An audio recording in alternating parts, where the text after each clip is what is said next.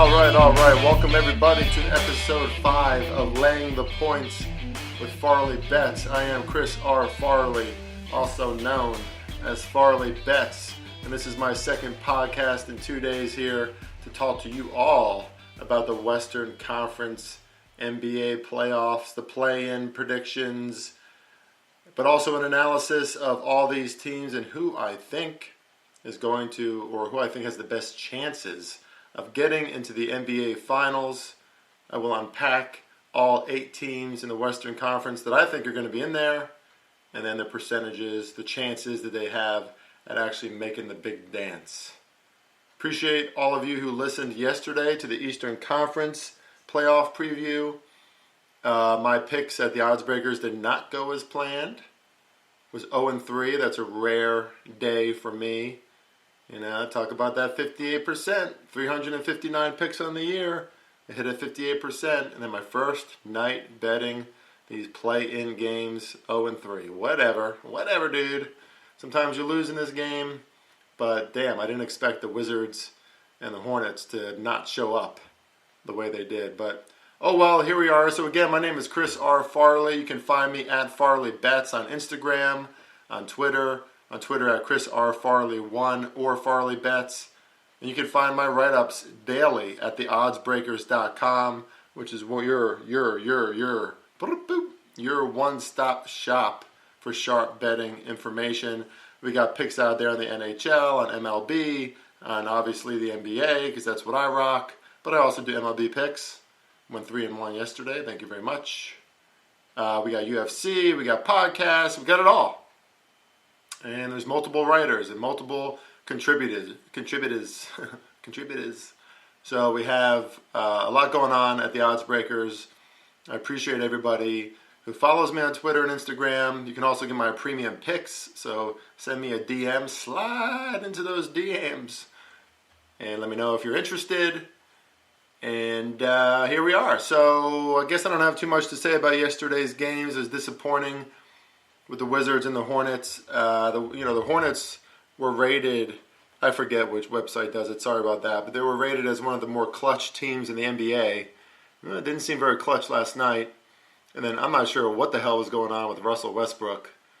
He did not seem invested in the game, did not seem pumped up and amped up as usual. I think he finished with probably, I took the prop of over 50.5 points, assists, rebounds. I think he finished like in the mid-30s, or maybe close to 40. But it's just not like Russ. Beal can only do so much. But I'll tell you what, that team at about 6 minutes left in the fourth quarter really mailed it in. It was not a good look at the end. And I know they're favored against the Pacers. I think the line is at 3 right now. That just wasn't a good finish for the Wizards. I expect them to come out and look much better in the next contest, but I would be looking at the over in that. The Pacers have been one of the fastest teams in the NBA in the second half of the season. And, of course, the Wizards are the quickest tempo team in the NBA all year. And they, both teams can score a bunch of points. So anything can happen in these playoff games, and defense tends to step up a little more. But I'm probably still going to like the over. It's sitting at 241 right now. I still like that one. The Pacers game went to what, like 260-something? Last night, so look ahead spot there. But without further ado, because as usual with these playoff previews, we got a lot to sift through here, and I want to get to it. So thank you all for joining me today, and let's tackle the Western Conference playoff preview. All right, before I tackle this preview, let me just address 2 things that bothered me when I listened back to my podcast yesterday. One, I'm aware of the background noise towards the end of that podcast. My fiance was in the background. She was cooking these healthy meals before the wedding. We got ground turkey on there. We got chicken, all this healthy shit. But I wasn't aware that could be heard that easily. And then I just wanted to churn out the podcast and send it out. So shouldn't be any incredible background noise today. I could also use a much better mic. This is a good mic. It's not a great mic. Just like a lot of NBA teams. They're good. They're not great. But I just wanted to address that. These podcasts, or this one in particular, should be more crisp. And I'll try to avoid that. And secondly, Man, my son always corrects me. I have a 15-year-old son, and he always corrects me on the way that I pronounce Giannis. And for that entire podcast yesterday, I said Giannis. Giannis, Giannis. You know, I know name appropriation and all this stuff. It's a big deal, and you know, we should be conscientious about it. So Giannis, that's how you pronounce the Greek freak, Giannis. And I knew that. Just kept on saying Giannis like he's the OG. So anyway, just wanted to address that. Okay, might hear a click here because I'm going to access my notes. And here we go. We're going to talk a little bit about the Western Conference playoffs and who I think has the best chances to make it to the finals. So first, just like yesterday, sorry not sorry, I'm not going to be addressing the Grizzlies and the Spurs. I think that the Grizzlies, I don't know who's going to win tonight, to be honest. I picked the Spurs +4. That's the best road team, the best ATS road team in the NBA. You're going to hear one more click here because I need to see the exact stat. They cover at a rate of 65.7% on the road, 23-12-1 on the year. One more click. Okay. That's incredible. And it kind of makes sense, right? I mean, talk about a coaching disparity. Greg Popovich is no stranger to big games. He's going to have his kids ready. So I like +4 in the Spurs tonight. Also like the over for other reasons. You could read my article at theoddsbreakers.com. But I ultimately think that both of these teams will be ousted in the play-in tournament. Whoever wins between the Warriors and the Lakers will move on to the 7th seed, and then the loser, I think, will dethrone one of those other two teams. Just the veteran leadership on the Lakers and Warriors, and better coaching, better leadership, the better talent. Steph Curry alone. He could score 50 on either one of those teams. So I think that the Grizzlies and the Spurs have had good years. The Grizzlies are a deep roster. The Spurs are very young. They're in development. Their ATS record speaks to how well coached they are.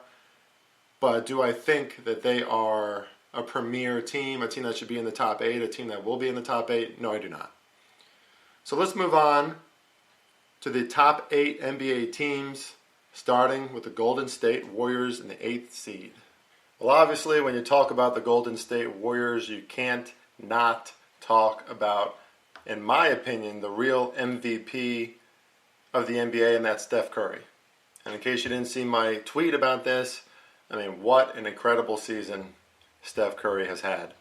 32 points per game, oldest to win the scoring title since Michael Jordan.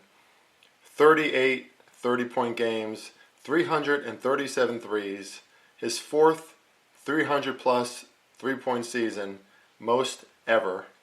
And he broke the Golden State all-time scoring record this year as well.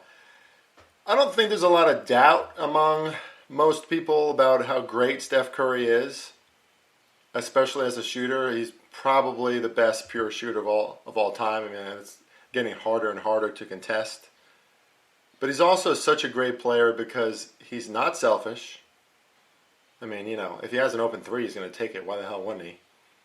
But he knows when to step back. He knows how to lead, mostly quietly, sometimes loudly. He's a great team player. He's a great contributor, great passer of the ball. Not particularly great on defense. It's never been one of his strong suits. But Steph Curry, as a leader, teammate, and offensive performer, he's a once-in-a-generation talent. And we're witnessing greatness with him because, let's face it, you're going to see in some of these other stats for the Warriors, if it wasn't for Steph Curry, this is the definition of an most valuable player. If it wasn't for Steph Curry, the Warriors would be an abysmal team this year. Okay? Obviously the absence of Klay Thompson sucks, and Draymond Green brings a lot of added pressure on defense. He's talented on defense and rebounding. He's tough. But there's only one leader. There's only one Steph Curry on that team. And, he, towards the end of the season, in case you didn't notice, he basically willed the Warriors to get into this play-in tournament to be the 8th seed. So kudos to him. If it wasn't for this play-in tournament, they would just already be in the playoffs, but that's another story. But let's take a little look at the Warriors heading into the playoffs. They are on a 6-game winning streak currently, so they're entering white hot. They are 12th in points per game, 18th in points allowed. 12th in points per game is kind of surprising, right? 14th in point differential, 19th in offensive efficiency, also kind of surprising. This is a team historically predicated on offense. 5th in defensive efficiency. So maybe that Lakers-Warriors game is going to fall under tonight, huh? I took the under days ago, 220. I think that's down to 219 or 218 now. But they're 3rd in tempo. They've always been a fast team. No different this year. One of the fastest teams in the NBA. But it's interesting that even though they're still so high-paced, they like to play at a rhythm, their offensive efficiency at 19th, maybe they should slow down a notch. Maybe it's a different year. So it's just unique to see them not high in those standings. They're 2nd in assist ratio. That speaks to how well they facilitate the ball, especially around the perimeter. They're great at getting open and moving without the ball in their hands. They're 9th in three-point percentage at 37.6%. Now, to me, that speaks, Steph Curry's at 42.1%. So that speaks so highly of Steph Curry. And that's not, they're top 10 in three-point percentage, but you would think with the way Curry shoots that they would be, 1st, 2nd, 3rd. So Steph is obviously, he's holding up this team in so many ways, but that means that most of the other players are probably well below that 37.6% mark, or, just there or below it, because Curry's taking most of those threes. So, again, overly dependent on Curry, which is one of their weaknesses, which we'll get to in a second. But their strengths are how they play perimeter basketball. Great shooters. They're small. They're quick. They have an excellent coach in Steve Kerr. They're experienced. Many of them are. Many of them are young. But you still have plenty of experience on that team from previous championships. They're super athletic. But the weaknesses are they are too Curry dependent. Kelly Oubre Jr. is out tonight in the game with the Lakers. That's not good. Curry does not have a big supporting cast around him. Their defense has really excelled this year. That's a strength too that I should have pointed out. But can they hold up great offenses with their defense? Is it that good? Or do they just slow down the pace and just play a little more methodical because of their lack of offensive prowess this year? They certainly made strides on defense, but I wouldn't say their defense, I think it's a little hokey, the way their defense is rated. So the bottom line here is I would give the Warriors an 8% chance of making it to the NBA Finals. That's actually a lot of respect. Probably a higher number than most people would give them. But 8% sounds about right. There's always a puncher's chance when you have Steph Curry. If Steph lights it up and he's just scoring 30, 40, 50 points a game, they could beat a lot of teams, especially if those teams have an off night. We've seen the Warriors do that. We've seen the Warriors beat elite teams when Curry has big games. Is it too much on Curry? Yes, and that's why I don't think they'll get far. But I'll give them an 8% chance of making the NBA Finals. They are plus 4,500. And if you want to just have fun and put $10 on that, sure. But, it's not likely that they're going to get there. All right, let's move on to the Los Angeles Lakers. This might be my favorite team to talk about in this podcast. And that's because, ratings. Ratings, baby, ratings. Everyone loves to hate on the Lakers, hate on LeBron, or just talk about the Lakers. Obviously, the 2020 champs and missed the COVID year last year. It speaks volumes to the resiliency and toughness of this team, especially their leader in LeBron. Knows how to bring people together. Whatever team he's played with wins championships, goes to the finals. You can deny that all you want, but he's been in 10 NBA finals, 18 years in the NBA, face of the NBA the entire time. He can do it all. He led the NBA in assists last year. Many people don't know that. It's really just up to LeBron. What is he going to exert this year? How is he going to dominate this year? Some years for some teams, he has to be the guy who scores the most points.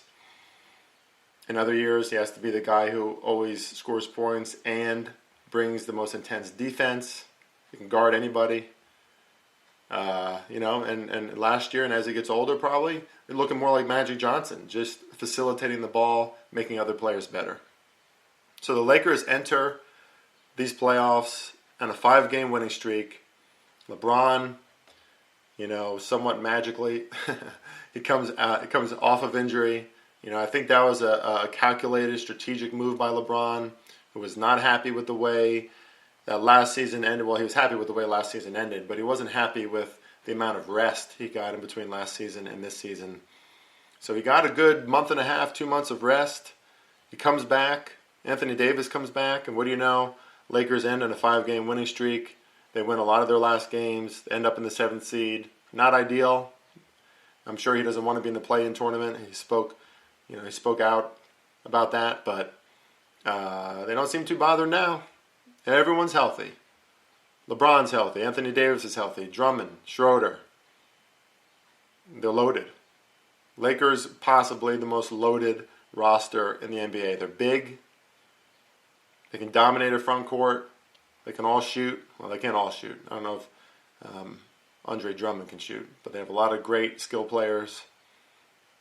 So let's look at some of their stats. Now, some of their stats are going to be skewed because obviously all the injuries this year. But 22nd in points per game, not great. 2nd in points allowed. 8th in point differential. 1st in defensive efficiency. That is no joke. Even without LeBron, without Anthony Davis for huge parts of the year, maintained that number 1 defensive rating. That is not hokey.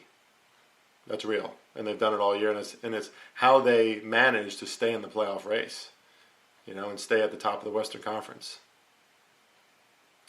The 24th in offensive efficiency. So that again, with so many key players missing throughout the year, we knew their offensive production has not been great. And even when Anthony Davis came back from injury, he was kind of sputtering at first. He was kind of clumsy, but seems to be finding his groove lately. Even contributors like Dennis Schroeder. Schroeder is not afraid. He will go right into that front court. He will go for those high percentage shots. He can shoot from the outside, not that well, but he's not afraid to. He's definitely a contributor, a great passer. He's been out at certain points during the season. So, the stats will tell you that the Lakers don't do that much really well besides defense. But again, what does that really mean with all their injuries? The strengths, there's a lot of them. They have the best player in the world. And I know I said yesterday, well, Kevin Durant's probably the best player.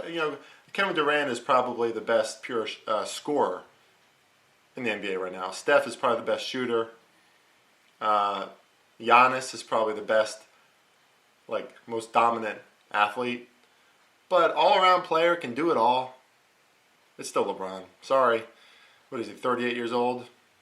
36? It's still LeBron. And that's the best intangible out of any team. LeBron brings experience, leadership, probably the best leader in the NBA. They have an experienced coach. And the fact that they can all play with LeBron and LeBron's healthy and confident again, that takes so much pressure off the back of players like Anthony Davis and Schroeder and Drummond. It takes all, Kuzma. I mean, these are young, capable players who are not ready for the big moments. LeBron's going to take on the big moments. LeBron's going to lead. LeBron's going to yell at you. So they can take a big breath of fresh air and know that big OG LeBron has my back and I'm just going to do my part. I'll tell you, if anyone's ever played basketball before, when it's 5-on-5 and you got the ball in your hands, there's a lot of pressure. Those are tough moments. I was pretty good at it, actually, if you can believe it, this white boy. But those are big moments, a lot of pressure on you, a lot of pressure to individually perform. And a lot of that pressure is taken off the backs of these guys because LeBron is back. That's a big deal. So obviously they have a loaded roster and they have a world-class defense. Weaknesses, they haven't been healthy all year, so what's the chemistry like? I don't think it's a big issue because LeBron is great at, garnering the chemistry, creating it. But they probably do need a little more offensive production. Right? I mean, this is a team that has not been blowing the roof off as far as offense goes. So, that could be an issue when you go up against those great offensive teams in the playoffs. And, and there's plenty of them between the Clippers, the Nuggets, the Jazz. I mean, these are great offenses as well as great defenses. So it could be an issue if the Lakers can't find ways to consistently produce. I don't think it's going to be that great of an issue. I give the Lakers the best chance to make the NBA Finals out of all these teams. Even at the 7th seed, I give them a 21% chance to make the Finals. The odds to get there are plus 240, plus 450 to win it all. I think the plus 450 to win it all is the best bet. Why would you take plus 240 to make the Finals if you can take plus 450 to win it? If LeBron James and this Lakers team, who is very dangerous, gets to the Finals, they have all that adrenaline, all the momentum. It's another title, possibly for LeBron. I don't care who it is on the other side. I think the Lakers are favored in most of those games. So, 21% chance to make the Finals, much to the chagrin, I'm sure, of many of you. But you know what? If I could defend myself here for a second, I love greatness, right? Everybody hates Floyd Mayweather. Probably as a person, he seems like a dick. But he's one of the best boxers of all time. You couldn't touch that guy. He dominated Manny Pacquiao. Right? It's the same thing. I mean, a lot of people celebrate Kobe Bryant now. A lot of people couldn't stand Kobe Bryant. The cheating allegations, and then he was kind of a prick on the court. He'd be yelling at people and always has an attitude. I loved it. He's great. It's greatness. I love greatness. For years and years, people hated on Tom Brady. Now all of a sudden, he's the greatest American. What a hero. He's the best. Well, no shit, he's the best. Because he does the same thing every time. He's ice cold in big pressure moments. LeBron is the same way, whether you like it or not. And no one in the NBA comes close to him right now. And I would be shocked if the Lakers don't make it at least far in the Western Conference. All right, let's talk about the Portland Trail Blazers. Man, it's really hard not to like the Trail Blazers. The Blazers, I should probably just say. It's really hard not to be a huge fan of Damian Lillard. I mean, I love his moxie, his attitude. He's a boxer. I'm not sure if you know that. I mean, he doesn't fight, but he trains to get quicker hands by boxing. I love that. I'm a boxer. You may not know that. I box. So if you troll me on Twitter, just know I could probably knock your ass out. I'm just kidding. No, I'm not. I really could, but that's not the point.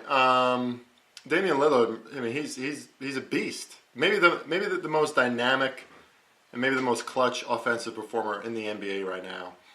It's a big statement, but it's true. I mean, who's made more of those long-range, crazy three-point shots than Lillard? I don't have the stats on that, but he's made a lot. And you know what? Portland is built better than people give them credit for. I mean, McCollum, Powell, Covington, Cantor, not to mention Carmelo Anthony, who can still have those big moments. He can still hit those clutch shots as well. So Blazers are always interesting. They're a team that I would love to see win it. But what are their chances? Well, you're about to find out. So they are 5th in points per game, 23rd in points allowed, 12th in point differential, 5th in offensive efficiency, pretty damn good, 29th in defensive efficiency. That's an area where they've struggled all year on defense. And if you come to the NBA playoffs, 29th in defensive efficiency with the kind of defenses you're going to see, talk about the Jazz, talk about the Clippers, the Suns, Lakers. Oh boy, not good. They're 19th in pace, which is a little shocking. I would look at that all year and see that they're, people expect them to be a really high-scoring team, and sometimes they are. But a lot of those totals in Blazers games, I should say, a lot of those totals fall under because they don't go at a very fast pace. They're almost in the bottom third in pace. That's interesting. And they're first in turnover ratio, so they don't turn the ball over. They don't make many mistakes. So the strengths, in my opinion, of the Portland Trail Blazers, they have an elite number one star. I mean, you need that clutch player in big moments, and they definitely have that in Damian Lillard. They have good, solid role players and support, an offense that can turn it on when needed. And they seem like, it seems like the Blazers are never out of the game, right? If you have Lillard and a lot of these other these skill players, you can come back, and they've done it before. They just never seem like they get blown out. So the Blazers are going to hang around. They're going to be competitive. They can play better defense than what they show, although in general it's an issue. And that's their biggest weakness that I see. Not only are they too dependent on Damian Lillard, and that's always been true. It's always been their downfall. But God, they're so weak on defense in general. If they have a team that hits a rhythm, knows how to facilitate the ball, I don't know what kind of coaching and what kind of schemes they have going on over there in Portland, but it's not good. And when they're out of rhythm as an offense, other teams can really get ahead quickly. So that's a recipe I don't like in the NBA playoffs. As much as I love Portland. As much as I love Portland, the bottom line here is I give them a 7% chance of making the playoffs. So just a notch below the Warriors. Another one of those teams that have just one guy on the team who's he's extremely talented, but the rest of the team, while they can be a good supporting cast, they don't seem to be able to step up in those key moments, and their defense is it's not enough. Okay, moving on, we have the Dallas Mavericks, the 5th seeded Dallas Mavericks, and I'm going to apologize ahead of time here. Dallas fans aren't going to like me after this one, but listen, Luka is the man. Love Luka. He's got a resiliency about him. He can do it all. A great passer. Rebounds a ton too. People don't realize that. A true number one. A true star in the team. But are they too Luka dependent? I think so. Kristaps Porzingis needs to stay healthy. Looks like he'll be good to go for the playoffs, but can he stay healthy? And Dallas has a pretty damn good lineup. They have a pretty good roster, but they don't jump off the page in any one area. So they're 17th in points per game, 9th in points allowed, 11th in point differential, 9th in offensive efficiency, 17th in defensive efficiency. They're top 10 in all the shooting categories, true shooting percentage, effective field goal percentage, 3rd in turnover ratio. That's good. They take care of the ball. And 25th in pace. They're one of the slower teams in the league. But like you can tell, nothing really jumps out there. Right? They don't score a ton of points. They don't have great defense. They're right probably where they should be. They're like a top 12 team in the NBA who is probably not going to go very far. They feel like the Hawks, a little bit like the Knicks, like they're still missing a piece. Maybe a dominant front court guy. But the strengths of the Mavericks, Luka is a true star, although he's been erratic at times, but he's clutch. But he can't do it all, right? They have a pretty deep roster. Kristaps is there when he's healthy. Tim Hardaway Jr., Powell's pretty good. Brunson and Richardson off the bench. Kleber is uncertain if he'll play this weekend, but if he's in there, he's great support. But no one can really step up in those big moments. And I keep talking about those big moments. Folks, we're talking about the playoffs here. So it's more than just stats. It's more than just, this guy scores a lot of points. That's great. But you need to be able to to score those clutch baskets when you got LeBron in your face or Rudy Gobert in your face. And it's in the final minutes of the 4th quarter. It takes gusto. It takes courage. It takes confidence. Icy veins, man, in those situations. Luka, pretty sure he has that. I'm not sure if anyone else does. So if Luka doesn't hold up the team, another weakness here. Another team a little too dependent on their one star. And they're just not elite at any one thing either. And it's a volatile team. The Mavericks have been streaky all year. They'll win a lot and then they'll lose a lot. They'll lose against teams they shouldn't. They don't often beat great teams either. They can contend when they really need to. But for the most part, they're a streaky team. They're too volatile. They don't really do anything superbly. And since that's the case, I'm going to have to go with a 0% chance. I guess we'll say 0.5% again, right? It was 0.5. Nothing's a guarantee, but I don't think there's a shot here. The Mavericks are not currently built to make it deep into the NBA playoffs. And at plus 2,200 to get there, I don't think it's worth it. It's not worth any kind of sprinkle or anything. All right, moving on again. Sorry again, Dallas fans. Don't try not to hate me. You're almost there. You're like one piece away. Let's move on to the 4th seeded Los Angeles Clippers. Did they avoid that 3rd spot so that they didn't have to face the Lakers? Did they avoid the 2nd spot so they don't have to face the Lakers? I mean, I don't know. Whatever. If they did that, if they tried to avoid the Lakers, good for them. I mean, I wouldn't want to face the Lakers in the playoffs right now, not with the momentum they have going on. I mean, maybe that's smart. The Clippers are all about strategery. And that is a word. No, it's not. But they're all about strategic, calculated methods. And it kind of speaks to the way Kawhi is, right? That's Kawhi's personality. He's got that weird laugh, kind of quiet, but very strategic, very calculated, very methodical. Has that beautiful jump shot with that perfect wrist rotation. He's an assassin out there. He's a scientist. And the Clippers might have the most loaded roster in the NBA, next to the Lakers, maybe next to the Jazz. The Suns are pretty good too. Western Conference is always. The Sixers are up there. But I mean, Kawhi, Paul George, Beverly, Zubac. Is that how you say his name? He's very underrated. Very underrated center. Marcus Morris, Reggie Jackson, Ibaka, DeMarcus Cousins off the bench, Rondo off the bench, Kennard. This is a jam-packed unit that has been able to sustain and stay at the top of the Western Conference, even though, as you all know, they rest players and they say people are injured and sick, and they're really not. They cruised to their 47-25 record, and that's pretty damn impressive. And they're all healthy because of it, so kudos to that, I guess. And when this team all plays together, when this team is all on the floor, really tough to beat. Really, really tough to beat. 10th in points per game, 4th in points allowed, 2nd in point differential. Again, that's with a lot of their stars not playing most of the year. 2nd in offensive efficiency, 8th in defensive efficiency, 28th in pace, which, like the Knicks, really pisses a lot of teams off. They're methodical, they're calculated.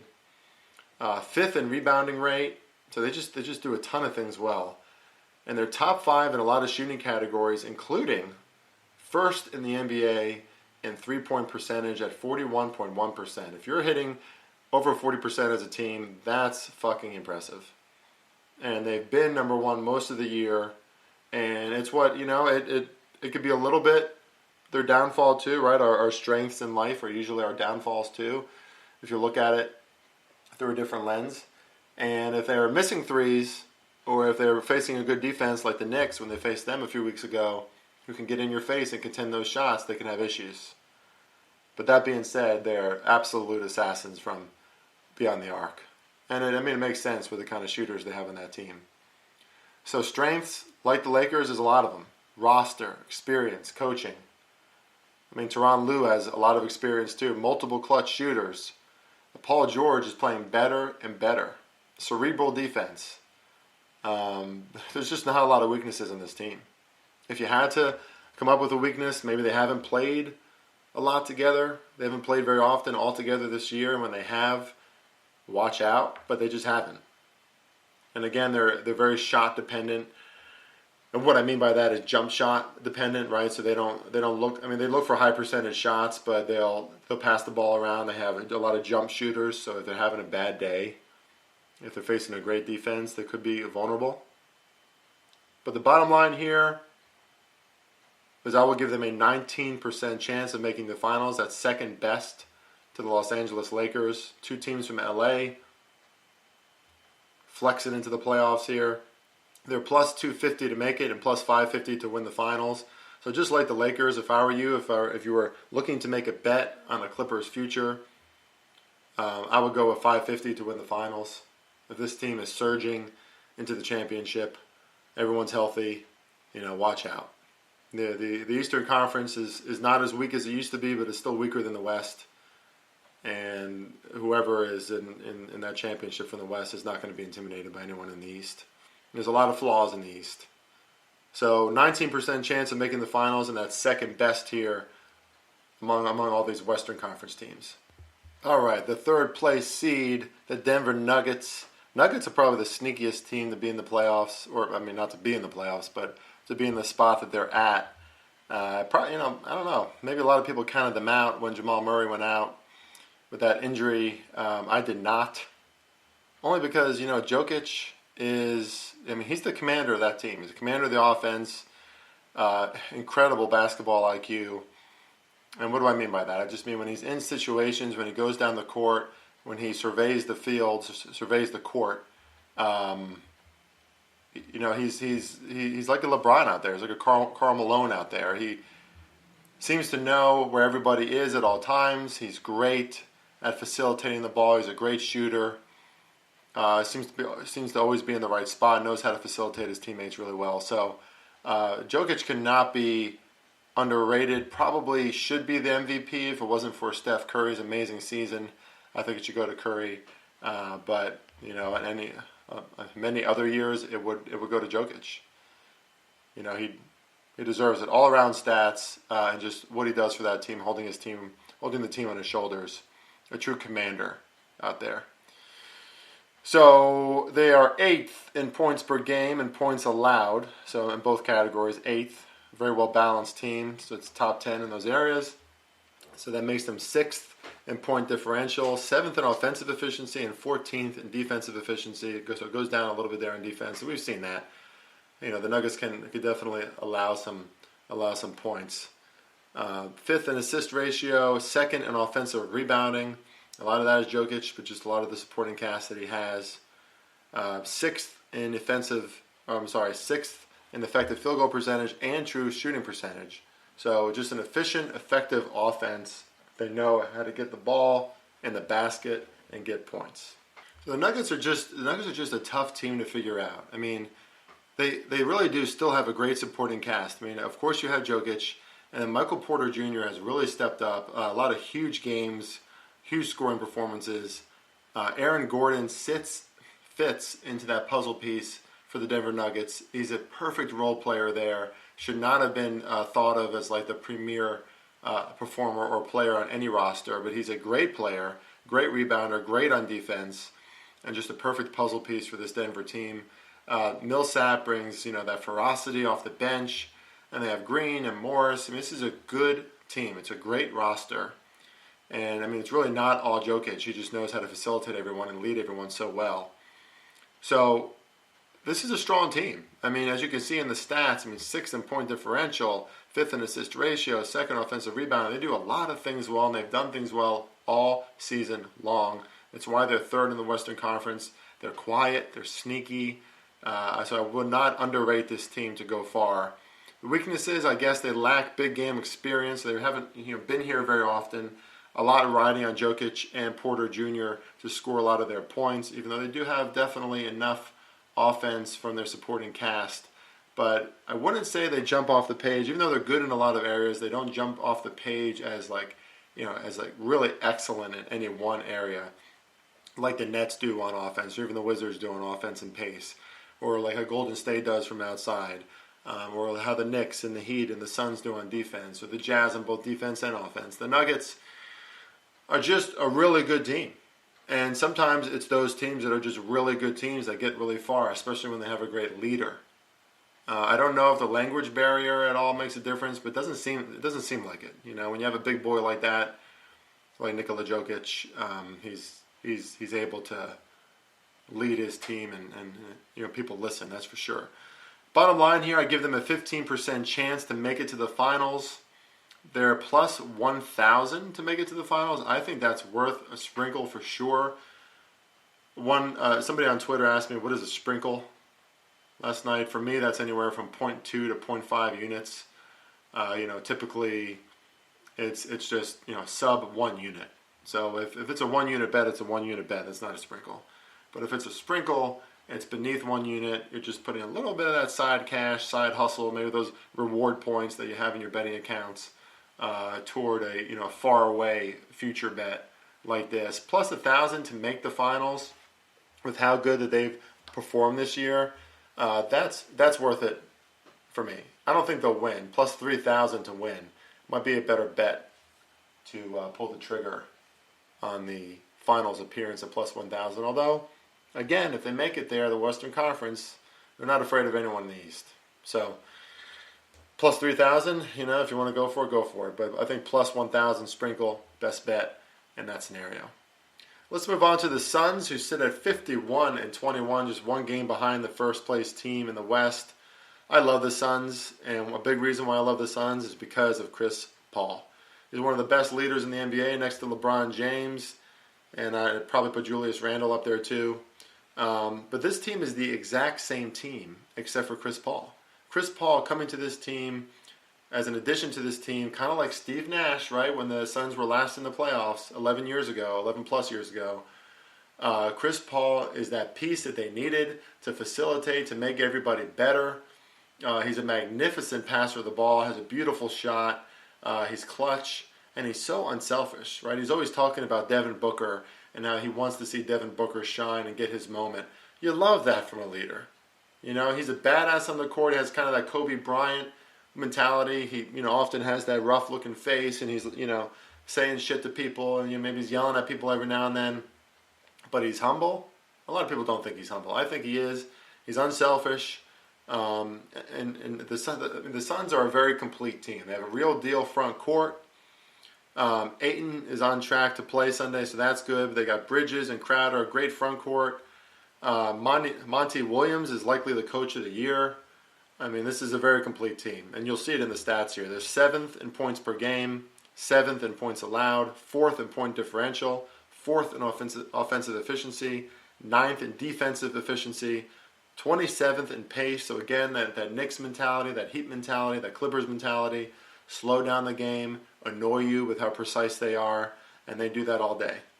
They are 1st in assist ratio. Ho-ho!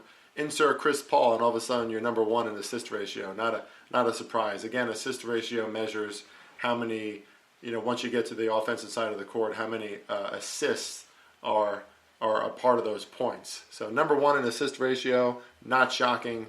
They're 3rd in effective field goal percentage and true shooting percentage as well. So this is just, the stats show just how consistent they've been all year. They've been one of the ATS leaders all year too. The Knicks eclipsed them towards the end with all the winning they were getting, but the Suns are one of the best covering teams in the NBA, which is not easy to do with how they've been lined.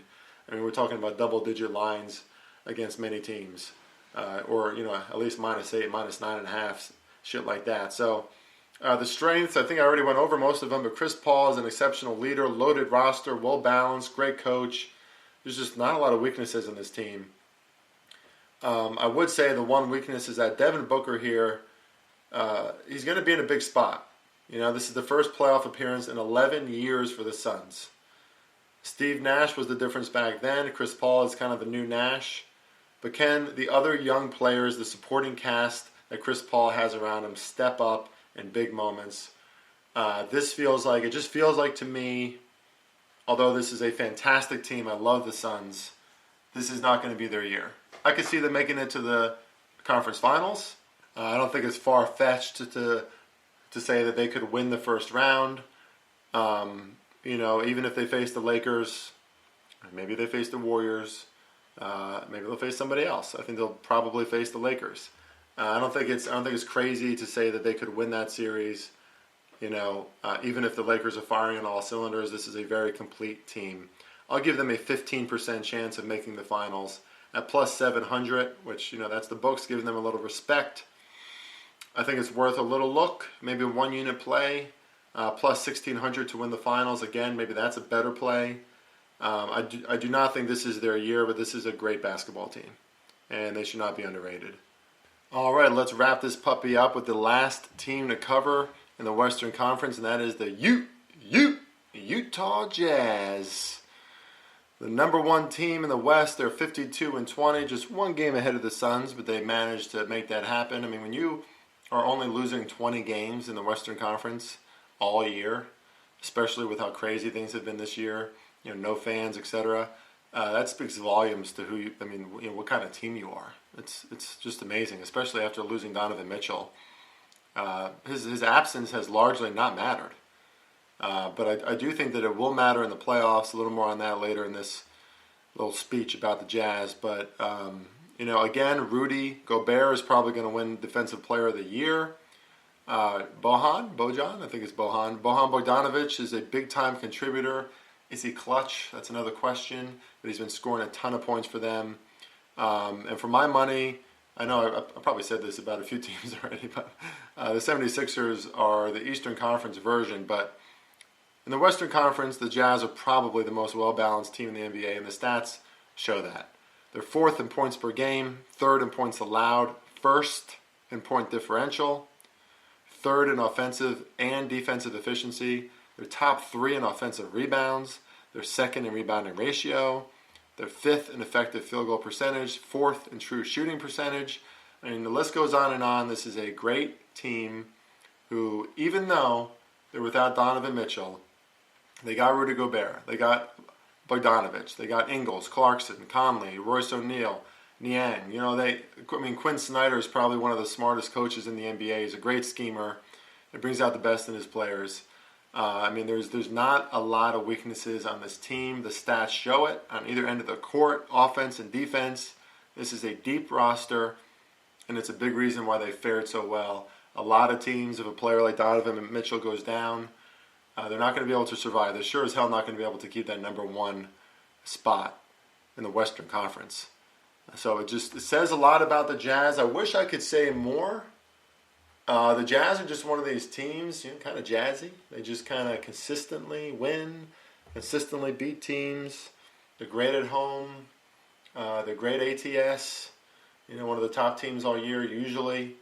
They had some moments, but not many. But the weakness is missing Donovan Mitchell, although it hasn't mattered so far. He got injured later in the year. And just because it hasn't mattered so far doesn't mean it's not going to matter in the playoffs. In the playoffs, when you need a clutch shooter, is Bogdanovic that shooter?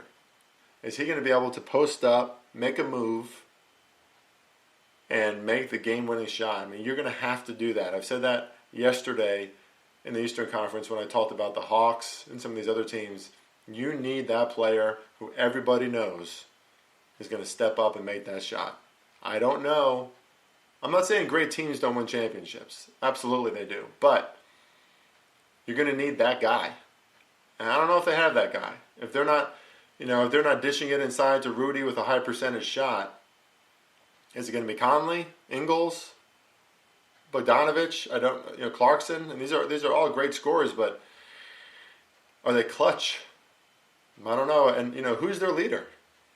I don't know that either. Again, people argue, well, do you need one? It's a team effort, man. No. Think about any champion ever. Think about the Ravens, like back in 2001. You know who the hell their leader was, right? Come on. It was Ray Lewis. Ray Lewis was the man. It wasn't Trent Dilfer, And it doesn't matter if they're on offense or defense or whatever. Every champion needs a true leader on that team, somebody who everybody looks up to. Like it or not, I'm a Giants fan. Eli Manning had that quiet leadership going on, but really, it was Michael Strahan, who was the leader of that team. So every team needs it. Not sure who it is in the Jazz. They're plus 325 to make it to the finals and plus 750. First of all, that's a little disrespect for the books, right? Number 1 seed, plus 325. You got the Lakers and Clippers in front of them, but it is what it is. Plus 325 to make it to the finals. That might be worth a little play. I'm not going to play it. Plus 750 to win the finals. That might be the better bet if you like the Jazz. I'm not going to play either one. The Jazz are a fantastic team, but a lot of these teams are great regular season teams. Coming from a military background is very similar to sports. What the hell are you going to do in high-pressure scenarios, in high-pressure moments? That's why Steph Curry is Steph Curry. That's why Damian Lillard is Damian Lillard, although he hasn't really done it in the playoffs. That's why LeBron is LeBron. Big moments. Steps up, not afraid. So, I love the Jazz. Again, a great team in the Jazz. But I'm not going to be putting a bet on them. All right, guys, we're almost 50 minutes in here. I know there's a ton of information. I love giving these playoff previews. It gets to get into just everything that happened throughout the season, where these teams stand. hopefully demonstrate a little bit of my knowledge in the NBA. I do, I know the NBA can be annoying with all the resting and everything, but I like the soap opera of it all. It's another male soap opera. It's not like the NFL. The NFL is king, that's for sure. Probably doesn't have the same kind of high intensity action of the NHL, but I love the NBA. It's going to be a good watch. A lot of storylines. LeBron versus Steph Curry tonight is a great one to start us off in the West. And hopefully this analysis is going to help you as you watch the NBA playoffs, as we all hope to win. My articles will keep on churning out there at the Odds Breakers as we go through the playoffs and all the games ahead. Thank you so much for listening today. Again, I am at FarleyBets on Instagram and Twitter. I write articles at the Odds Breakers daily. You can find this podcast everywhere you find podcasts. And we appreciate your support. Check out the Odds Breakers for everything you need in sports betting. And until next time, ladies and gentlemen, not sure when the next pod will be, since I just did 2 big ones this week. But stay tuned. Talk to you later, everybody. Let's win some damn money.